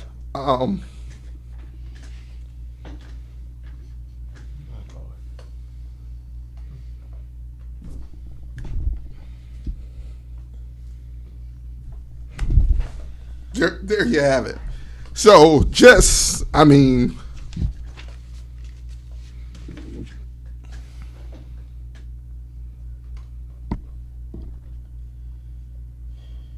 he's thankful for, you know, all the fans and, you know, the alumni who have been supportive down through the years. And he's going to be all right. We're going to be all right. But it's hurtful. There's no other way to say it. So that's just it. So, caller, you're on the Hell Wildcats X's and O's show. Welcome. No other way to say it. So. Caller, you're on the Hell Wildcats X and O show. Welcome.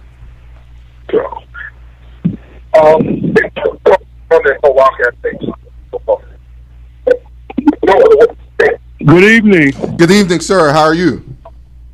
I'm good. Good. Welcome to the Hell Wildcats X and O show. Can you hear me? Yes, sir. We can hear you. Can you hear us? Okay. I'm one of those. I'm good. Good. Go ahead. I think you're getting some back feed on the radio. Thank you, sir. I won't get too deep into. Yes. Okay. I won't get too deep into the Mr. Reverend Williams situation because I'm one of those. Oh. Yeah. We got you. Go ahead. Okay.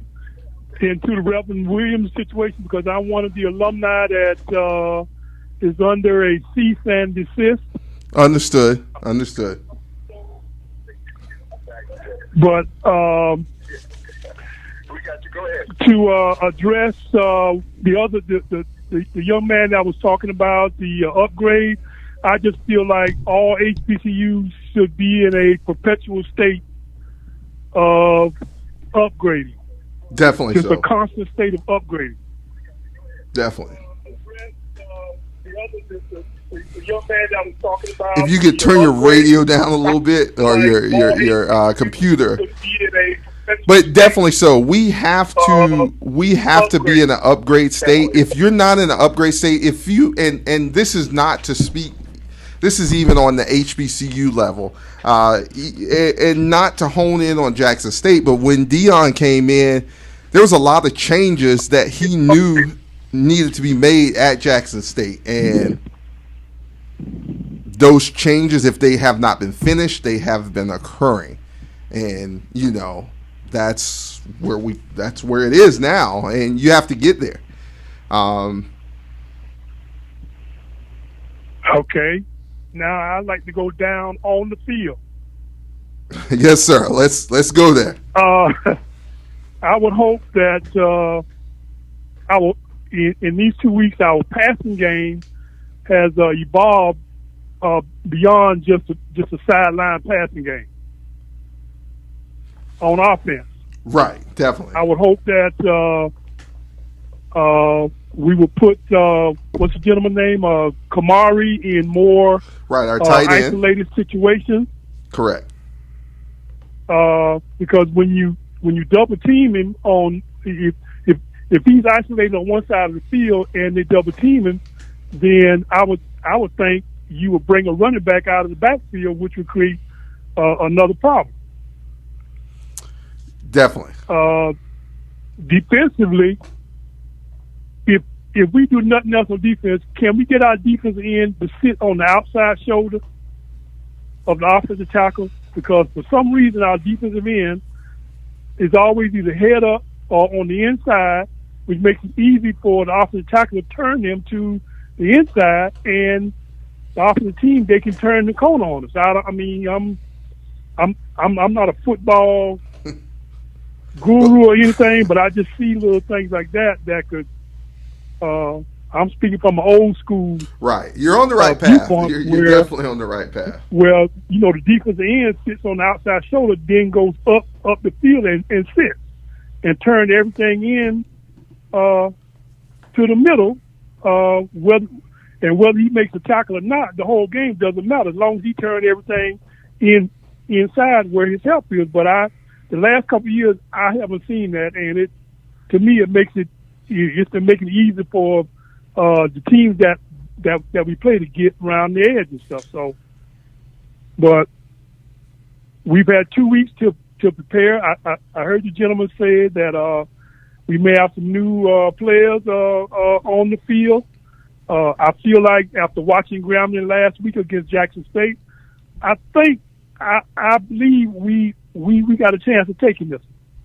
If we come out there and bust some people in the mouth, definitely. Right off the bat, coming out of the locker room, just say, anybody with a different color jersey, just hit them. Right. And let them know, where you at and what kind of game this is going to be. Right. Definitely. Definitely.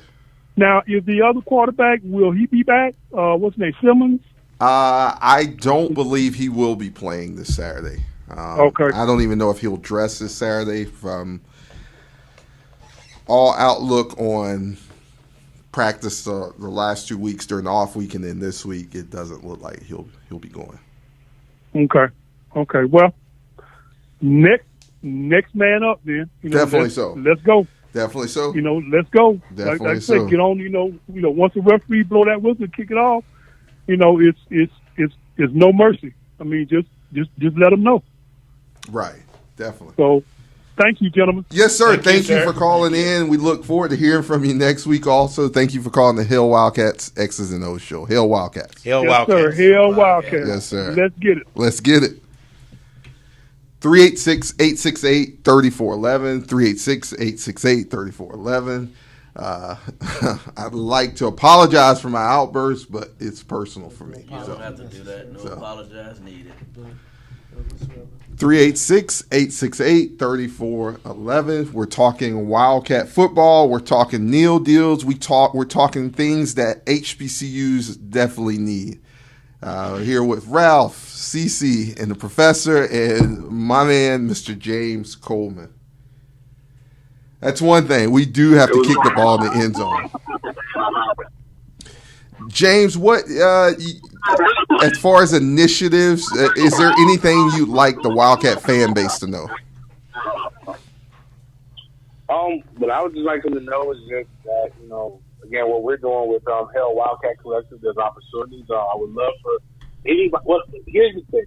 I think there's a lot of information out there written about NIL, but not very accurate. I would like anybody who has questions and inquiries about how to get involved. The best way to probably get at me is probably through social media at BigGameJames _36 on Instagram, Twitter. Or if you DM me, you talk to me about, hey, what you would like to get involved. How can you get a player? Even if it's a specific player, what could you do? It's a few things that to make it the simplest is there has to be a clear ask and a clear give. So, you can't say, I hear you guys talking a lot about finding the end zone, right? So you can't say, I'm going to give $500 to the first person who scores the touchdown. That's clearly illegal. I just want people to know that. It's encouraged, but it's illegal. But if that person happens to be a running back, right? Right. And the running back happens to score a touchdown, and you say that you would like to create an NIL deal for the running back. I don't know if it's running back's name, but whoever scored a touchdown, and you want to do a 90-day deal with it, and that's a clear give. Your ask is that they make a social media post once a week. That's kind of how this, or they come show it to your job, your company, and sign autographs once a week. That is a clear. That's a clear ask. That's what I have to do, and then there has to be a show of proof, and that's kind of what people like to do. So that's just an example of some of the few things that you could do on the name, image, and likeness for. They could be as small as $50. You would be surprised at some of these deals that people get. There's a company called Cameo that's made it popular for you to just have somebody say happy birthday, or you give them a script, and those scripts cost a certain amount of money for them to be able to say things. So those are things that you can have these student athletes do. But I think the problem is too many people are getting their information from the internet, and it's salacious. Everybody believes that everybody's signing these $1 million deals, and that's just not relevant. I think I told you this.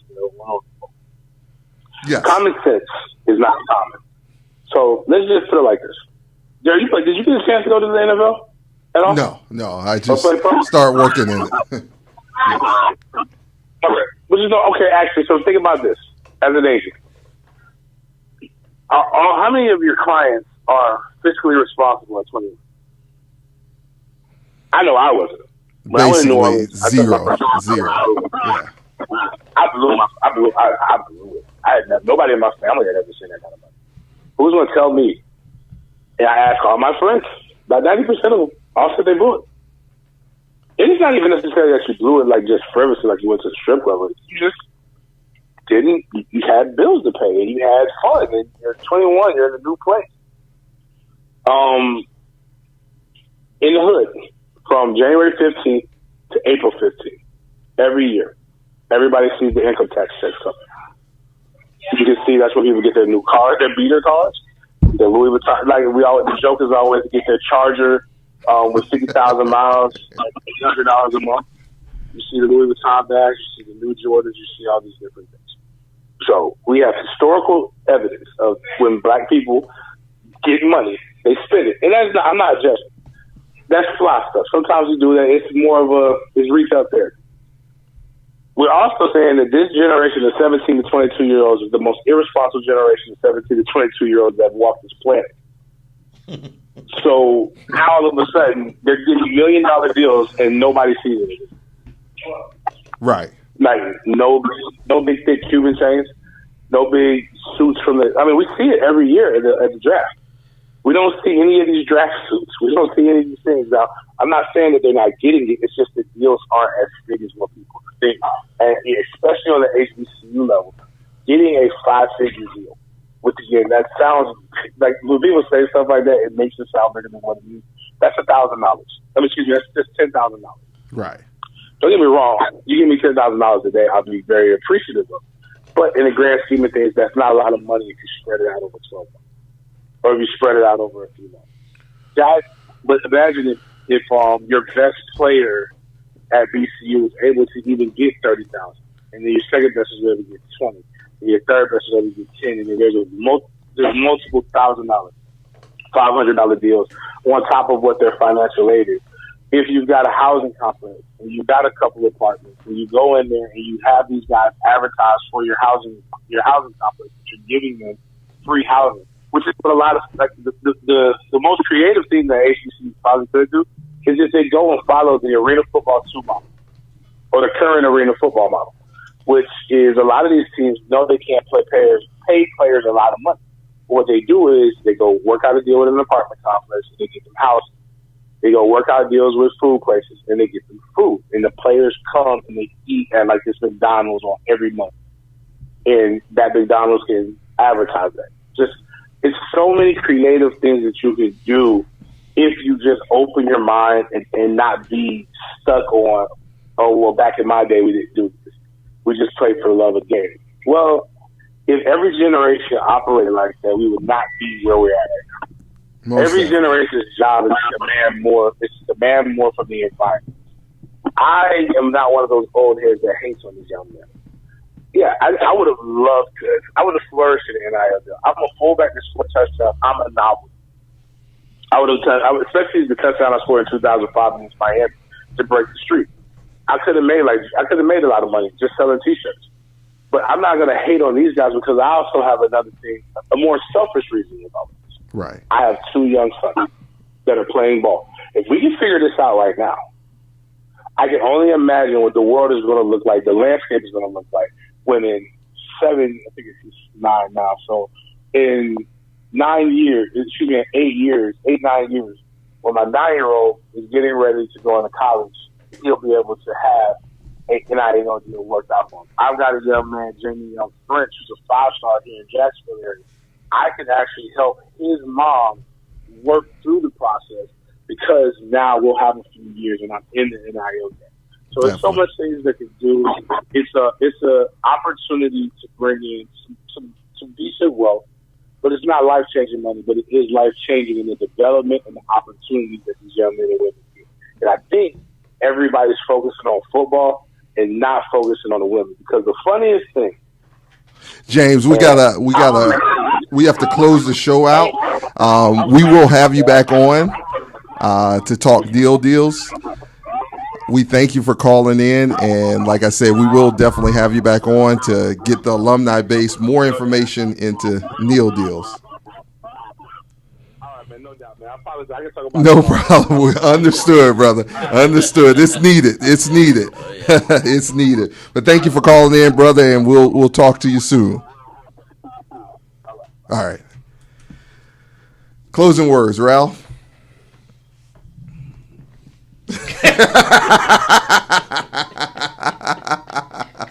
You got any closing words for us, Ralph? All I'm saying is all the Bethune-Cookman College faithful, please come out and support the Wildcats on Saturday. And don't forget the game starts at 2 o'clock. 2 p.m. Mr. Wesley. Big game Saturday. Let's show up in maroon and gold. Let's support the guys to victory. I think we can get it done this weekend. Diesel man. Yeah, a little different for me. Let's send up prayers for Reverend Williams because he was a big part of Bethune-Cookman College and University football. And, I'm gonna be honest. I know I have a voice out there in Radio Land. That was an unjust.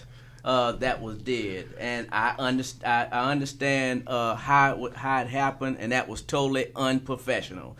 We got to get it together as a university. If we're gonna act like a university, we gotta make sure we are a university. Some of the things that are happening, we're gonna have to do better. So send some prayers up for Reverend Williams and go Wildcats. Hell Wildcats. Hell Wildcats. Hell Wildcats. And I said what I said, and I stand on it. Make sure you're there Saturday, 2 p.m., Daytona Stadium, Wildcats versus Tigers. For Mr. Ralph Smith, Mr. Larry Wesley, and Mr. CC Cruse, I'm Darold Williams. We'll see you next Thursday night, 8 p.m. Hell Wildcats.